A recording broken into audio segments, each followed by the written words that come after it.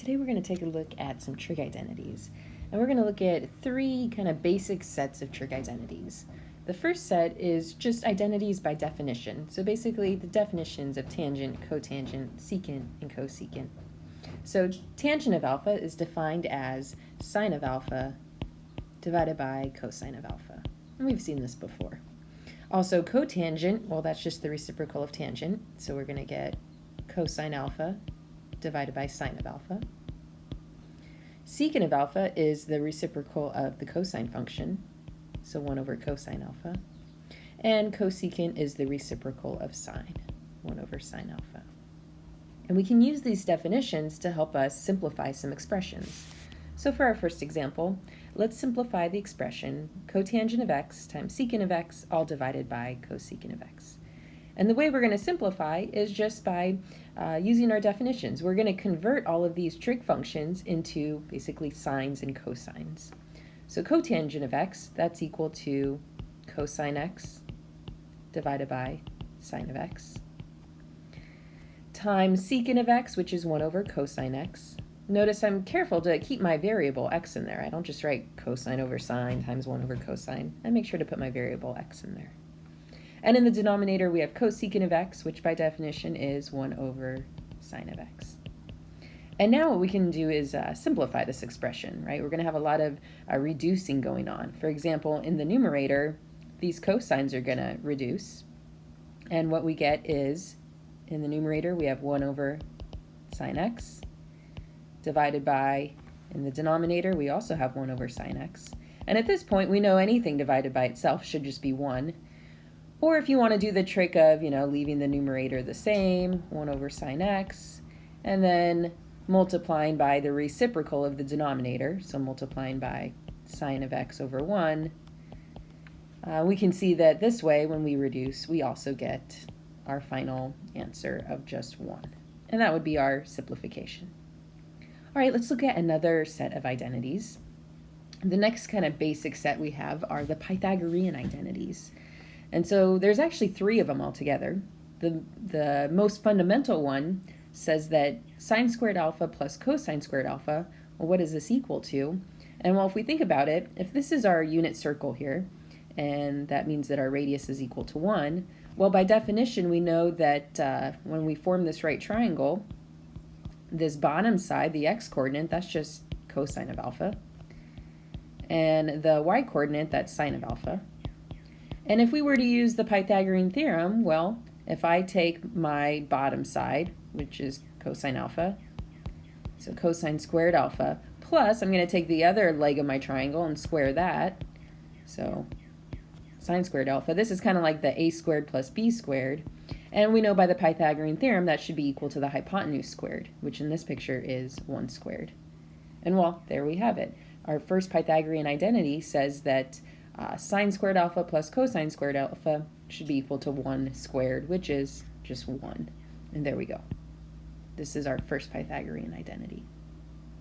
Now to come up with the other ones, we're just going to start with this most basic one, and we're just going to kind of tweak it a little bit. So for example, to derive our second Pythagorean identity, I'm going to start with the one we know, sine squared alpha plus cosine squared alpha equals 1. And what I'm going to do is I'm just going to divide both sides by, how about sine squared alpha?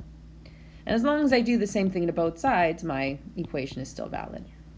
And now when we simplify this, let's see, to simplify, on the left-hand side, I'm going to break up my fraction. So this is equivalent to sine squared alpha over sine squared alpha plus cosine squared alpha over sine squared alpha. And that's equal to 1 over sine squared alpha. And now we can simplify this. Notice our first term, sine squared over sine squared, well, that's just equal to 1, plus cosine squared over sine squared, that's by definition cotangent squared of alpha. And that's equal to, on the right-hand side, 1 over sine squared alpha is cosecant squared alpha. And there we go. This is our number 2 Pythagorean identity. Now to come up with the third one, we're going to do a similar thing. We'll start off with our most fundamental Pythagorean identity, sine squared alpha plus cosine squared alpha is equal to 1. And this time, instead of dividing both sides by sine squared alpha, I'm going to divide both sides by cosine squared alpha.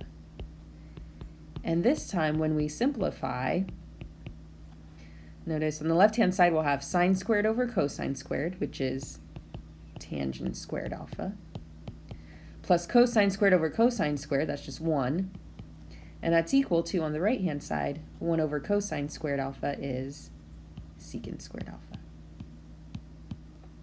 And this is our third Pythagorean identity. All right, so let's look at an example. We're going to use these identities, or at least one of them, to simplify this following trig expression. So we have sine cubed of x plus sine x times cosine squared x, all divided by cosine x. And one thing we can do to simplify, notice in the numerator, both terms contain a sine x. So what we can do is factor out that sine x.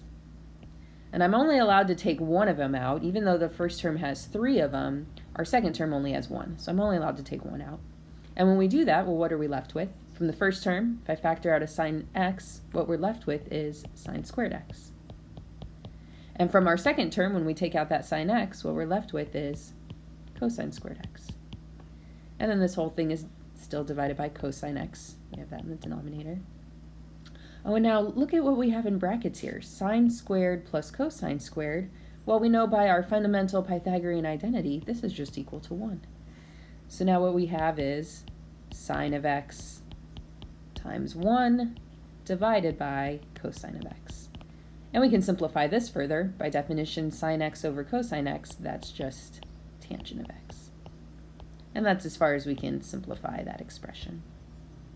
All right, let's look at our last set of basic identities. And these are the even and odd identities. And we have 2 of them, one for cosine, one for sine. And so first of all, let's just recall a little bit about even functions and odd functions. Remember, even functions are symmetric about the y-axis, right? So an example would be like a parabola, right? We just fold along the y-axis, the graph lands on top of itself. And algebraically, what this means is that f of negative x is equal to f of x. Similarly, for odd functions, these guys are symmetric about the origin, so something like x cubed would be an example. We just kind of rotate about the origin, our graph 180 degrees about the origin, our graph lands on top of itself. And algebraically, this means that f of negative x is equal to negative f of x. So now let's explore these properties with cosine and sine. Let's start with cosine. So there's kind of 2 ways to see this. First of all, if we just look at the definition of cosine, so here's, say, alpha in the first quadrant. Well, then that means that negative alpha would be down here in the 4th quadrant. And if we think about cosine of these angles, remember cosine gives us the x-coordinate. And for these 2 angles, the x-coordinate, they're the same. So this means that cosine of negative alpha is equal to cosine of positive alpha. Another way to see this, by the way, notice cosine negative alpha equals cosine alpha. That means that cosine is an even function. Okay. And another way we can see this is by looking at the graph of cosine. Remember, the cosine wave looks kind of like this. It starts up here at the point 0, 1, and it has this sort of shape. And notice, what kind of symmetry does it have? It is symmetric about 0, 1, sorry. It's symmetric about the y-axis, which again tells us that we have an even function, and this equation should hold. So there's our first even-odd identity, basically says cosine is an even function. Now similarly, sine turns out it's an odd function, right? Meaning that sine of negative x is equal to negative sine, alpha is our input here. And there's, again, 2 ways to see this. One is if we were to just kind of draw a picture using our definition of sine. Here's alpha in the first quadrant. Here's negative alpha in the 4th quadrant. And now the sine function gives us the y values. And if we take a look, well, the y value up here is negative the y value down here. And so that tells us that sine of negative alpha is equal to negative sine alpha. Or another way to see that sine is an odd function is if we were to draw a picture, remember our sine wave looks kind of like this. And we can see that it is symmetric about the origin. All right, so now let's use this to simplify the following expression. So sine of x plus sine of negative x. So to simplify, well, let's see. This is just sine of x plus sine of negative x, well, by our identity, this is equivalent to negative sine of x, right? So basically that negative just kind of gets pulled out in front. And now when we go to simplify this, well, sine x plus negative sine x, well, that's just equal to 0. And there we go.